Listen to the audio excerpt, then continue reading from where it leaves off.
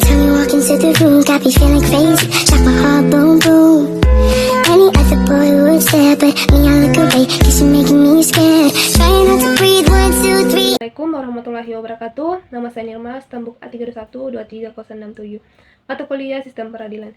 Baik, di sini saya akan membacakan hasil resume saya tentang Mahkamah Konstitusi. Mahkamah Konstitusi adalah salah satu kekuasaan kehakiman di Indonesia.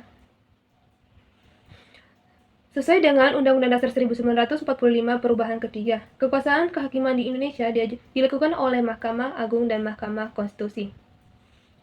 Mahkamah Konstitusi merupakan salah satu lembaga negara yang melakukan kekuasaan kehakiman yang merdeka untuk menyelenggarakan peradilan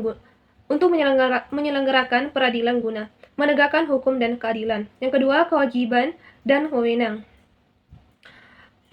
Menurut Undang-Undang Dasar 1945, kewajiban dan wewenang Mahkamah Konstitusi adalah: yang pertama, berwenang mengadili pada tingkat pertama dan terakhir, yang putusannya bersifat final untuk menguji undang-undang terhadap Undang-Undang Dasar, memutus kewenangan berlembaga negara yang berwenangannya diberikan oleh Undang-Undang Dasar 1945. Yang kedua, wajib memberikan putusan atas pendapat Dewan Perwakilan Rakyat mengenai dugaan pelanggaran oleh Presiden atau Wakil Presiden menurut Undang-Undang Dasar 1945. Yang ketiga, Ketua Mahkamah Konstitusi dipilih dari dan oleh Hakim Konstitusi untuk masa jabatan 2 tahun 6 bulan. Yang keempat, Mahkamah Konstitusi mempunyai 9 Hakim Konstitusi yang ditetapkan oleh Presiden. Yang kelima, Hakim Konstitusi diajukan masing-masing ke-3 orang oleh Mahkamah Agung, 3 orang oleh Dewan Perwakilan Rakyat, dan 3 orang oleh Presiden. Yang keenam, masa jabatan hakim konstitusi adalah 5 tahun dan dapat dipilih kembali untuk 1 kali masa jabatan berikutnya. Nah, adapun wewenang MK, yang pertama, Mahkamah Konstitusi berwenang mengadili pada tingkat pertama dan terakhir yang putusannya bersifat final untuk menguji undang-undang terhadap Undang-Undang Dasar Negara Republik Indonesia tahun 1945. Adapun memutus sengketa kewenangan lembaga negara yang berkewenangan diberikan oleh Undang-Undang Dasar Negara Republik Indonesia tahun 1945. Memutus pembubaran partai politik. Memutus perselisihan tentang hasil pemilihan umum. Nah, adapun peradilan agama. Pengadilan Tinggi Agama. Yang pertama, Pengadilan Tinggi Agama. Pengadilan Tinggi Agama merupakan sebuah lembaga peradilan di lingkungan peradilan agama yang berkedudukan di ibu kota provinsi sebagai pengadilan tingkat banding. Pengadilan Tinggi Agama bertugas dan berwenang tingkat pertama. Adapun Pengadilan Tinggi Agama dibentuk melalui undang-undang dan daerah-daerah hukum meliputi wilayah provinsi. Yang kedua, Pengadilan Agama. Pengadilan Agama merupakan sebuah lembaga peradilan di lingkungan peradilan agama yang berkedudukan di ibu kota, kabupaten, atau kota.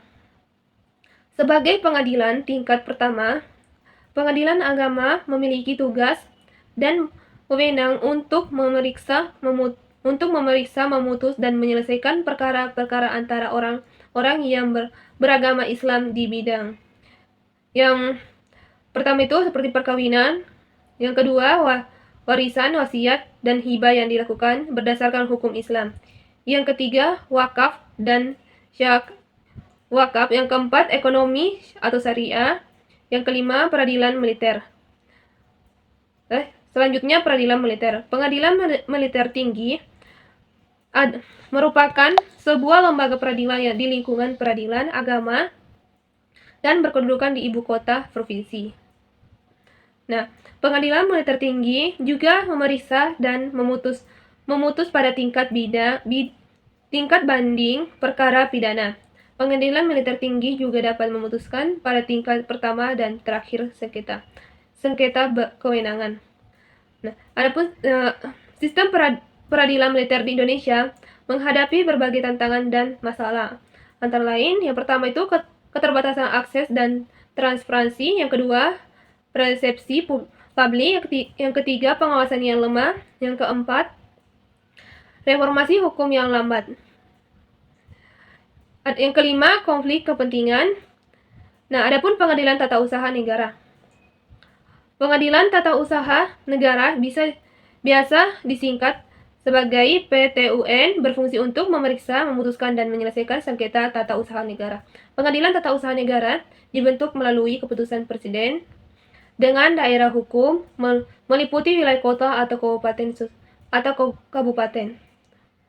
Susunannya terdiri dari pimpinan ketua PTUN dan wakil ketua PTUN, hakim, anggota panitia, dan sekretaris. Beberapa perkara yang dapat ditangani oleh PTUN antara lain seperti pertanian, yang kedua pegawai, yang ketiga perizinan, yang keempat lingkungan hidup, yang kelima tender atau pengadaan barang jasa, yang keenam badan hukum atau partai politik. Nah, selanjutnya kepala desa dan perangkat desa, kepala daerah. Baik, sekian dari saya. Wassalamualaikum warahmatullahi wabarakatuh.